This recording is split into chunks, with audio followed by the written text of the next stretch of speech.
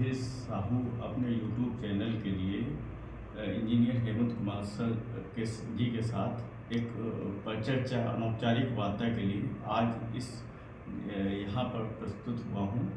आज हम लोग सर के जो व्यक्तित्व के विभिन्न आयाम हैं उसको जानने का प्रयास करेंगे और यह मेरा बहुत दिनों से मन था, कोशिश थी कि सर के साथ एक विस्तृत परिचर्चा किया जाए, क्योंकि सर से जो मेरा परिचय है वह कई वर्ष पुराना है और सर के व्यक्तित्व के इतने आयामों को देखते हुए और विभिन्न क्षेत्रों में, चाहे वह अन्वेषक के रूप में हो, चाहे वह राइटिंग के फील्ड में हो, चाहे वह पर्यावरण के क्षेत्र में हो और चाहे किसी भी क्षेत्र में हो, सर ने बेहिसाब एक ऐसा काम किया है जो किसी के लिए भी प्रेरणा का स्रोत हो सकता है। और उस प्रेरणा स्रोत को समाज तक पहुंचाने के लिए मैं अपने चैनल में सर को आमंत्रित कर रहा हूं और सर अपने जो भी उनका बैकग्राउंड है, जो भी उनका जिस पृष्ठभूमि से आते हैं, जिस भी चीज़ों को वह सर कर रहे हैं, उसको आज हम लोग विस्तृत परिचर्चा के माध्यम से रखने का प्रयास करेंगे। इसी के क्रम में इंजीनियर हेमंत कुमार सर जी का मैं अपने यूट्यूब चैनल पर स्वागत करता हूँ। पाउज करो। अब मैं चाहूँगा कि इंजीनियर हेमंत कुमार जी अपना संक्षिप्त परिचय देते हुए अपने सामाजिक और रचनात्मक कार्यों के बारे में बताने का कष्ट करें। बिल्कुल अवधेश जी, सबसे पहले तो मैं आपका धन्यवाद कहूँगा कि आपने परिचर्चा में मुझे शामिल किया और आप आए इसके लिए। मैं जिला बिजनौर उत्तर प्रदेश का रहने वाला हूँ और जिला बिजनौर में हमारे गांव का नाम फीना है, जो कि चांदपुर तहसील में आता है और मेरा जन्म जो है सन 1977 का है। प्राथमिक शिक्षा मेरी गांव में ही हुई और इसके बाद मैं KLP रुड़की से मैंने 3 year diploma in civil engineering की और उसके बाद में सरकारी सेवा में भी कार्यरत हूँ। सरकारी सेवा के अलावा जो कुछ सामाजिक कार्यों में मेरी शुरू से ही रुचि रही, तो मैं फ़िलहाल 3 अभियान भी संचालित कर रहा हूँ कई वर्षों से। पहला है भवन निर्माण तकनीक जन जागरण अभियान, दूसरा है क्षेत्रीय इतिहास संकलन एवं लेखन अभियान और एक मैं हरियाली के विस्तार के उद्देश्य से पेड़ जियाओ अभियान भी संचालित करता हूँ।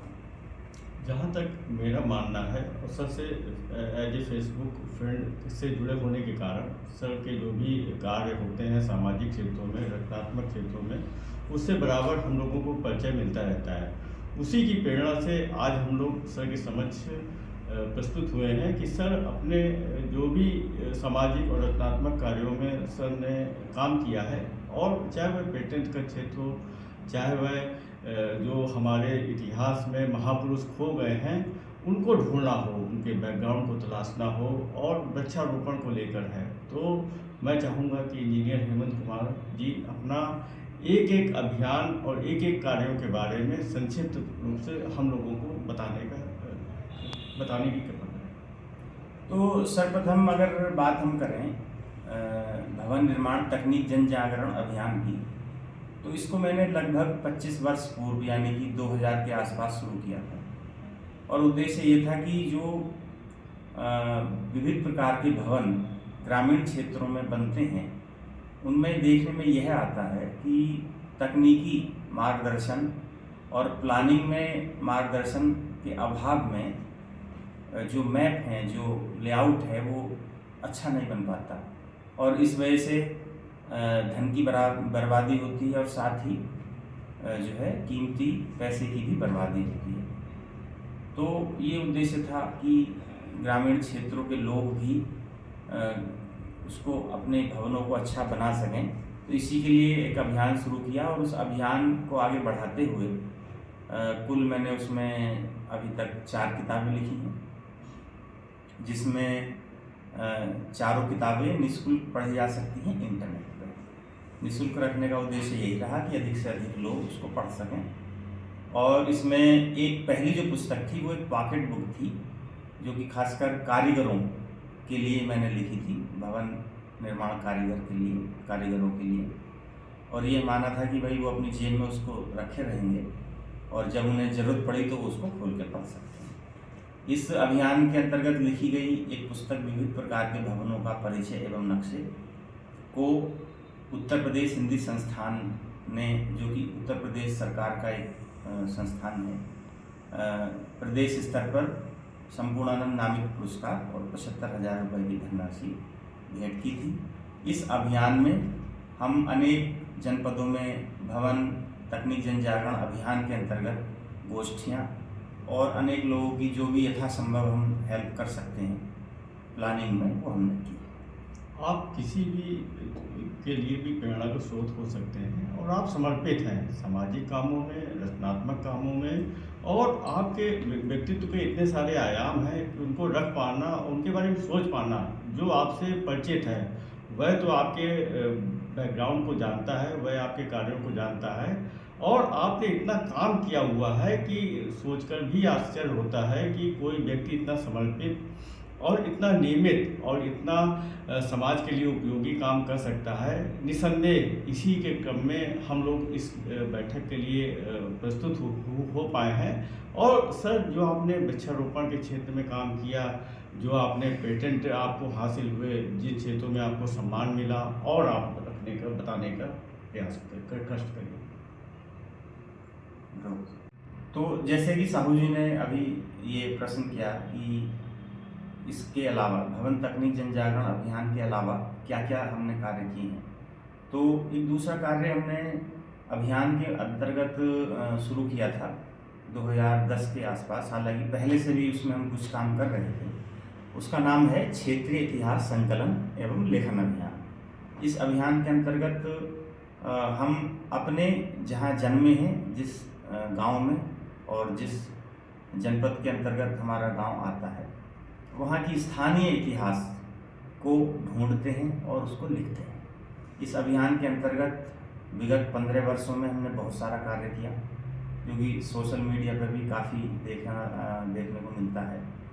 खासकर इसमें हमने 45 गुमनाम सेनानियों की खोज की।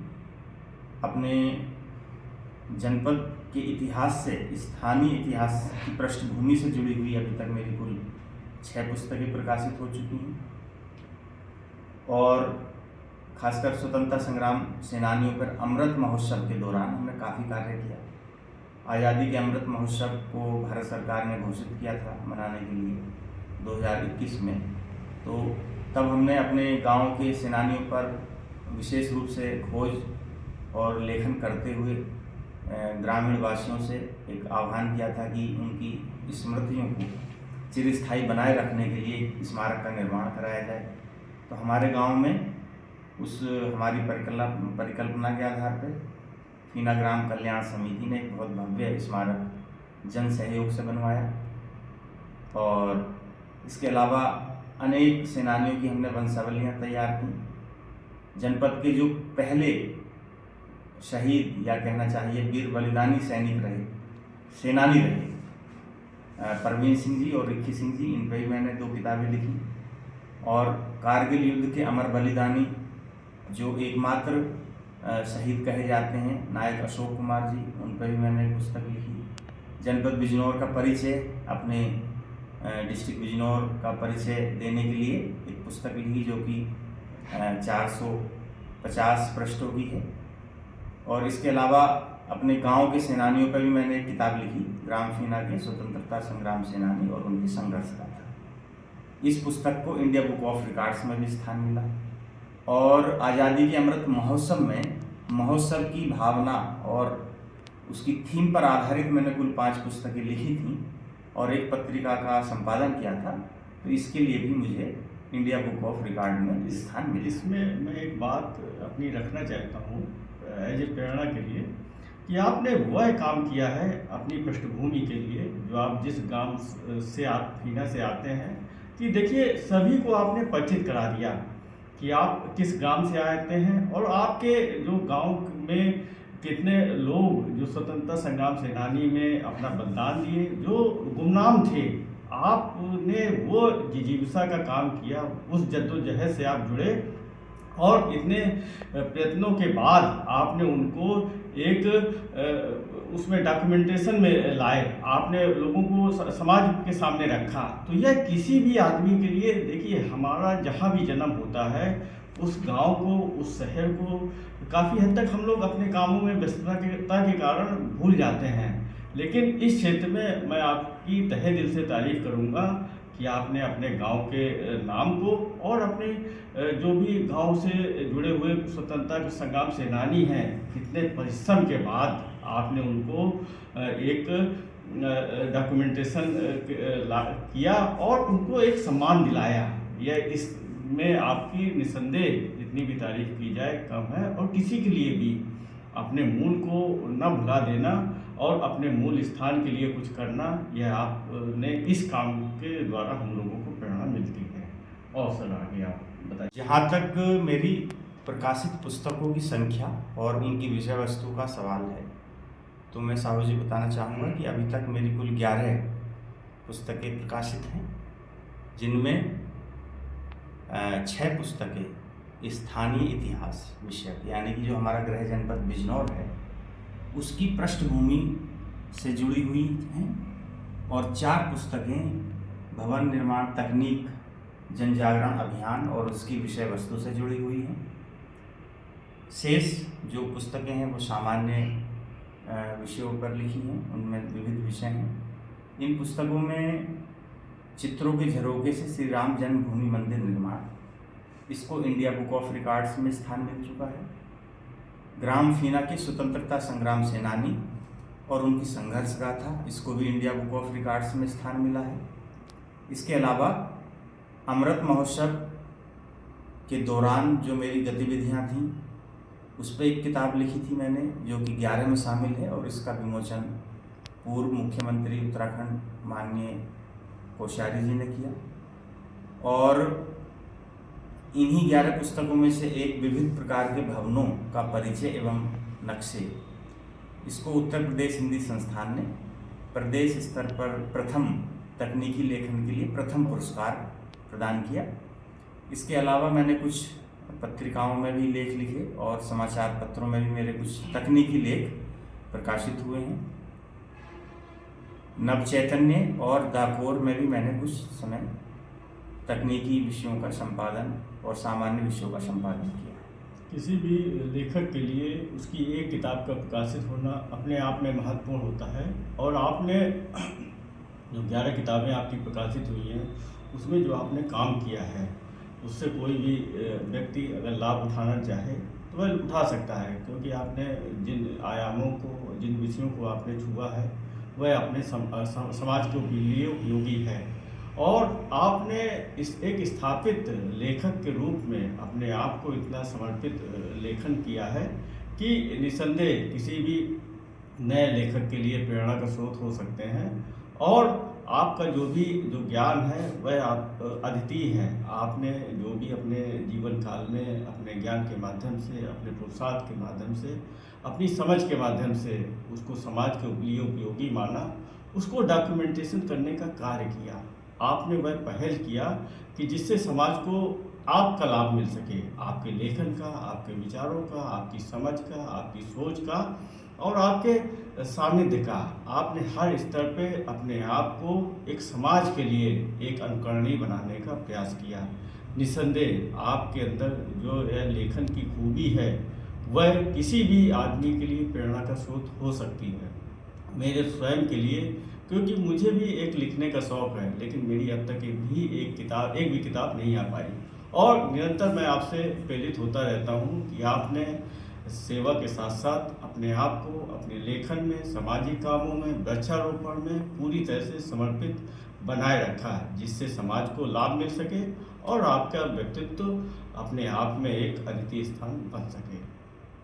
सोशल साइट्स में आपके से जुड़े होने के कारण मुझे ज्ञात है कि आप पर्यावरण के क्षेत्र में भी आपने काम किया है। उस पर सर आप अपनी बात रखने का कष्ट करिए। तो जहाँ तक पर्यावरण की बात है, तो पर्यावरण तो एक बहुत बृहद विषय है।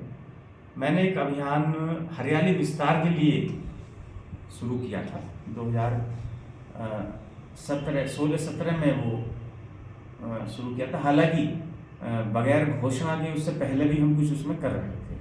तो उस अभियान का नाम है पेड़ जियाओ अभियान। इसकी स्थापना हमने माना जाए तो 2016 में की।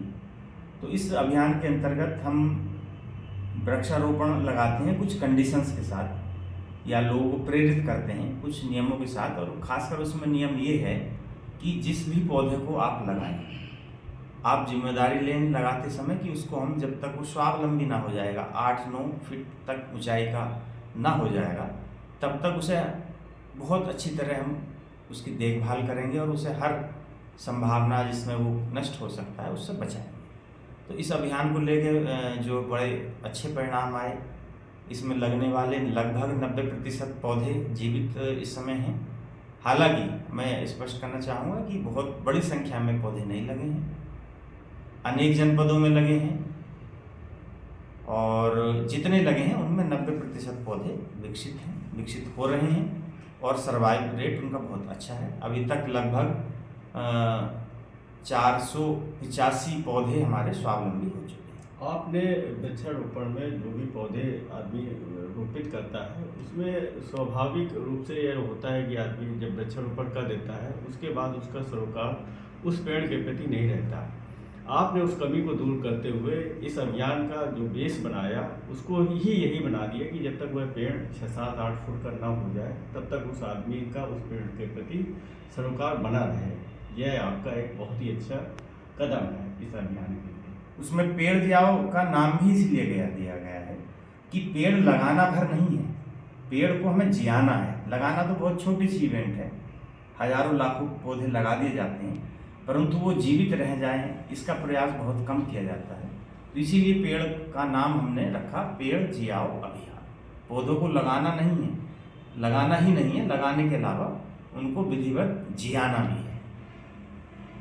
जैसा कि मुझे ज्ञात हुआ है कि आपने शोध, नवाचार और आविष्कार के क्षेत्र में भी आपने काम किया हुआ है।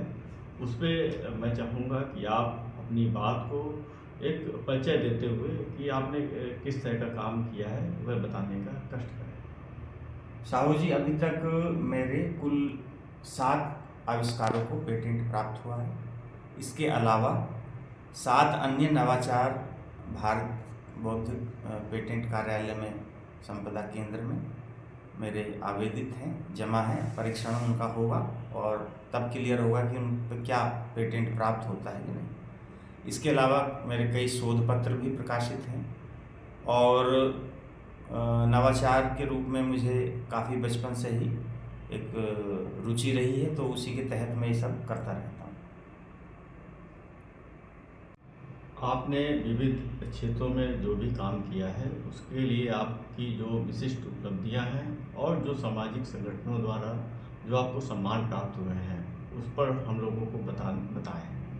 जहाँ तक प्रमुख उपलब्धियों और सम्मान का सवाल है, तो हर जो हमारे 3 अभियान हैं, इन तीनों अभियानों में अनेक बार पुरस्कार मिल चुके हैं और उपलब्धियां भी कई विशिष्ट मुझे ध्यान आ रही हैं। खासकर क्षेत्रीय इतिहास संकलन एवं लेखन अभियान को जो मैंने लगभग 2010 के आसपास से शुरू किया था, उसकी अनेक विशिष्ट उपलब्धियां हैं, जिसमें इंडिया बुक ऑफ रिकॉर्ड्स में 2 बार स्थान मिलना, 45 गुमनाम सेनानियों की खोज करना, अपने गांव फीना में एक भव्य स्वतंत्रता संग्राम सेनानी स्मारक का निर्माण होना जन सहयोग से, और तमाम जो इतिहास संवर्धन के कार्य हैं वो हमारी विशिष्ट उपलब्धियों में गिने जाते हैं। इसके लिए मंडल गजेटियर मुरादाबाद हिंदी में प्रकाशित हुआ भाग 2 के रूप में, तो उससे एक जुड़ी हुई हमारी विशिष्ट उपलब्धि ये है कि उसमें मंडल स्तर के जो संकलनकर्ता थे, उन 9 संकलनकर्ताओं में मेरा नाम भी इतिहास सेवा के लिए प्रकाशित किया गया गजेटियर। और इसके अलावा यदि हम बात सम्मान की करें तो अनेक मंचों से मुझे इतिहास सेवा के लिए सम्मान मिल चुका है। इसके अलावा तकनीकी लेखन के लिए मेरी पुस्तक विविध प्रकार के भवनों का परिचय एवं नक्शे को उत्तर प्रदेश हिंदी संस्थान द्वारा संपूर्णानंद नामित पुरस्कार और 75,000 रुपये की धनराशि का इनाम मिल चुका है।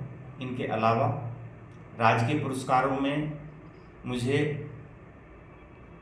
एक महत्वपूर्ण पुरस्कार जल अभियांत्रिकी के क्षेत्र में शोध कार्यों के लिए दिया गया, जो कि मुझे माननीय जल शक्ति मंत्री तथा विभागाध्यक्ष सिंचाई एवं जल संसाधन विभाग उत्तर प्रदेश महोदय द्वारा संयुक्त रूप से एम खोसला पदक प्रदान किया गया था। इसके अलावा तकनीकी कार्यों के लिए मुख्य अभियंता महोदय द्वारा भी मुझे सम्मानित किया जा चुका है। और तकनीकी एवं शोध कार्यों में भी मैं ये बताना चाहूँगा कि अभी तक मेरे कुल 7 आविष्कारों को पेटेंट प्राप्त हो चुका है भारत सरकार से, और इसके अलावा अनेक शोध और नवाचार के कार्य भी मैंने किए हैं। इनमें से कुछ लगभग 7 नवाचार मैंने भारत सरकार के यहाँ आवेदित किए हुए हैं पेटेंट के लिए। वार्ता के अंतिम चरण में हम ये जानना चाहेंगे कि आपके जो अभियान विभिन्न जनपदों में संपादित हो रहे हैं, उसके बारे में आप बताएं हम लोगों को। खासकर बताना चाहूँगा कि जो पेड़ जियाओ अभियान है वो कई जनपदों में उसके पेड़ अंतर्गत पेड़ लगे हैं, पौधे लगे हैं। और जो क्षेत्रीय इतिहास संकलन है वो खासकर अभी तक हम जनपद बिजनौर में चला रहे थे, बाहर भी कुछ कार्य हुआ है। और भवन निर्माण तकनीक जन जागरण अभियान के अंतर्गत जो लाभार्थी हैं या जो इसके सहयोगी हैं वो हमारे अनेक जनपदों में फैले हुए हैं। तो खासकर इसमें क्षेत्रीय इतिहास संकलन में हमारे स्थानीय जो सहयोगी हैं, जो शुभचिंतक हैं, उनके सहारे, और इसी प्रकार जो पेड़ जियाओ अभियान में हमारे जो सहयोगी शुभचिंतक हैं उनके सहारे ये अभियान चल रहे हैं। और ज़्यादातर से व्यक्तिगत वार्ता से या सोशल मीडिया के माध्यम से हमारा परिचय हुआ, और मैं इन सभी साथियों का, सहयोगियों का और शुभचिंतकों का आभार व्यक्त करूंगा कि हमारी बात को सुन के वो उसको संज्ञान लेते हैं और उसमें वो काम करते हैं। तो इन सफलताओं का जो श्रेय है वो हमारे सहयोगियों को ही जाना चाहिए। मैं उनका पुनः आभार ज्ञापित करता हूं और आशा करता हूं कि निरंतर वो हमारे अभियानों को मजबूती प्रदान करते रहें।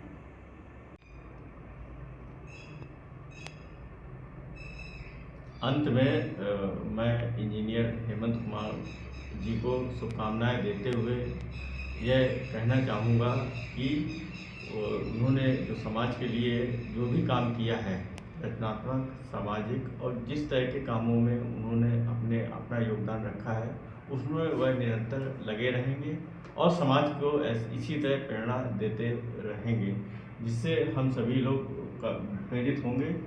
इस वार्ता की समाप्ति पर मैं अपने कैमरामैन श्री संजय कुमार जी को भी धन्यवाद देते हुए इस वार्ता को समाप्त करता हूँ। धन्यवाद।